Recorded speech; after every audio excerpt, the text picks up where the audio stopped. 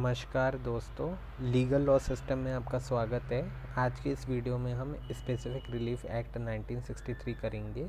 ये हम कई पार्ट में डिवाइड करेंगे ताकि हम पूरा एक्ट कवर कर सकें। और जो हम इस वीडियो में दिखाएंगे शायद ही किसी यूट्यूब चैनल ने दिखाया होगा, पूरा ऐसे पढ़ाया होगा स्पेसिफिक रिलीफ एक्ट के बारे में। तो ये जो वीडियो है ये जुडिशल एस्पिरेंट जो सरकारी वकील का एग्ज़ाम दे रहे हैं, एपीओ वीपीओ का, और लॉ स्टूडेंट और एडवोकेट, इन सब के लिए इम्पोर्टेंट है। तो चलिए, किसी भी बेर एक्ट को पढ़ने से पहले हमें हिंदी इंग्लिश में दोनों में पता होना चाहिए उस एक्ट को क्या बोलते हैं। तो हमने दोनों में लिख रखा है द स्पेसिफिक रिलीफ एक्ट 1963, और हिंदी में लिख रखा है हमने विनिर्दिष्ट अनुतोष अधिनियम 1963। और अगर आप जुडिशल एस्पिरेंट हैं या सरकारी वकील की अगर आप तैयारी कर रहे हैं तो आपको डिगलॉट में बेर एक्ट लेनी चाहिए, जिसमें एक साइड हिंदी और एक साइड इंग्लिश में लिखा होता है। चलिए आगे बढ़ते हैं, हम कुछ बेसिक देख लेते हैं एसआरए के लिए। जैसे है दर एक्ट नंबर, हमें एक्ट नंबर पता होना चाहिए कि एक्ट नंबर कौन सा है। जैसे दर 47 है, तो ये एक्ट नंबर कैसे होता है, जैसे ही प्रेसिडेंट असेंट करते हैं, साइन वाइन करते हैं, तभी वो एक्ट में कन्वर्ट हो जाता है। और उसमें हमें नंबर होते हैं, बहुत सारे एक्ट पास हो रहे होते हैं, तो जोन से नंबर का वो एक्ट पास हुआ है, तो हमें यहाँ पर ऐसे पता चलता है कि कौन से नंबर पे असेंट मतलब प्रेसिडेंट ने साइन करा है। फिर सेकंड है ये लॉ कमीशन, ये कौन से लॉ कमीशन से आया है, तो 9th लॉ कमीशन से आया है। थर्ड देख लेते हैं, ये प्रोसीजरल लॉ है। दो टाइप के लॉ होते हैं, प्रोसीजरल लॉ और सब्सटेंटिव लॉ। तो ये है procedural law. Came in force, ये बहुत ही इम्पोर्टेंट है, केम इन फोर्स वाला। तो हमें पता होना चाहिए कि ये कब फोर्स में आया। तो जैसे इसमें लिखा है 1 मार्च 1964 को। तो आपको ये याद रखना है हर एक एक्ट का, अगर आप जुडिशरी की तैयारी कर रहे हैं या फिर गवर्नमेंट एडवोकेट की बात कर रहे हैं, मतलब पीपी की कर रहे हैं तैयारी या एपीओ की कर रहे हैं, तो आपको पता होना चाहिए केम इन फोर्स। फिर अमेंडमेंट, तो ये कब अमेंडमेंट हुआ है, 1 अगस्त 2018। तो आपको ये भी पता होना चाहिए, और ये बहुत इम्पोर्टेंट इसलिए है क्योंकि ये रीसेंट अमेंडमेंट है। चलिए आगे बढ़ते हैं, बेसिक ऑफ एसआरए। देखिए, 2 टाइप के रिलीफ होते हैं, पॉजिटिव रिलीफ और second is negative relief.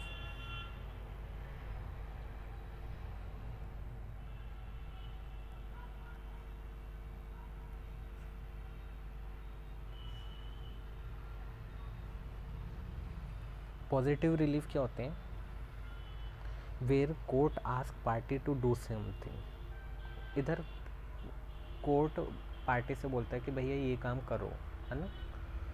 Court ask party to do something like recovery of possession, specific performance, है ना। नेगेटिव रिलीफ क्या होते हैं, वेयर कोर्ट प्रोहिबिट,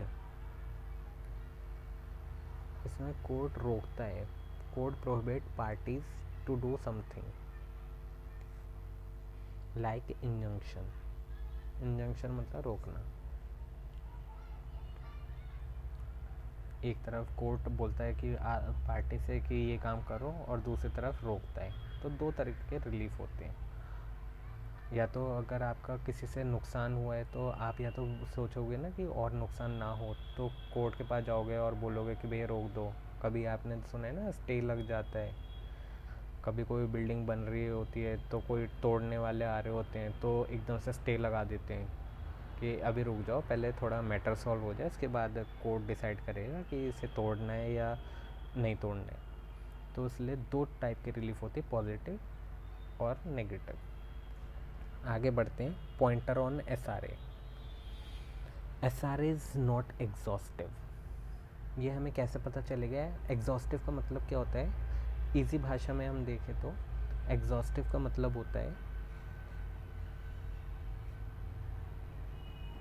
एग्जॉस्टिव का मतलब होता है complete. SRA is not complete in itself. SRA अपने आप में कंप्लीट नहीं है, इसको प्रोसीजरल लॉ की भी ज़रूरत पड़ती है और सब्सटेंटिव लॉ की भी। जैसे क्या है, आपने इंडियन कॉन्ट्रैक्ट एक्ट से आपने कंपनसेशन लिया रिलीफ में, है ना, तो आप उसी के साथ साथ आप एसआरए में भी रिलीफ ले सकते हैं कि नहीं मेरा स्पेसिफिक परफॉर्मेंस भी करना है। सेकंड पॉइंट है SRA mean relief in species and based upon idea of equity, justice and good conscience. फिर थर्ड जो पॉइंट है, SRA in SRA generally reparable losses are entertain. Reparable losses means जो repair हो सकते हैं, आप easy language में समझे तो ये नहीं है कि इरिपेरेबल लॉसेज हो गए कि जिनकी गणना ही नहीं हम कर सकते हैं, तो वो टाइप के नहीं, जिसमें हम देख सकते हैं, गणना कर सकते हैं, वो टाइप की लॉसेस ही हम एंटरटेन करेंगे। फिर नेक्स्ट पॉइंट है SRA run parallel to procedural law. तो इसमें कुछ समझाने लायक नहीं है, ये दोनों पैरेलल मीन्स बराबरी में चलते हैं। जैसे अगर आपने सब्सटेंटिव लॉ में भी अगर आपने कोई रिलीफ लिया तो आप एसआरए में भी रिलीफ ले सकते हैं, दोनों पैरेलल साथ साथ चलते हैं। चलिए इंट्रोडक्शन देखते हैं।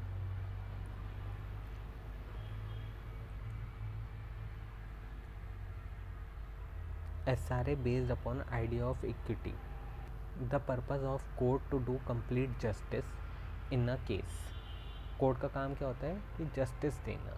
If court find that the relief are not adequate, अगर कोर्ट को लगता है कि यार जो हम रिलीफ दे रहे हैं ना ये वो इतना ठीक नहीं है, मतलब उससे ज़्यादा तो उसका नुकसान ही हो गया है जितना उसको रिलीफ मिल रहा है। To do complete justice then, तब क्या करेगा court, it would be open to court to provide relief on its own basis of equity and natural justice. Justice can not be denied to party that there is no statutory provision.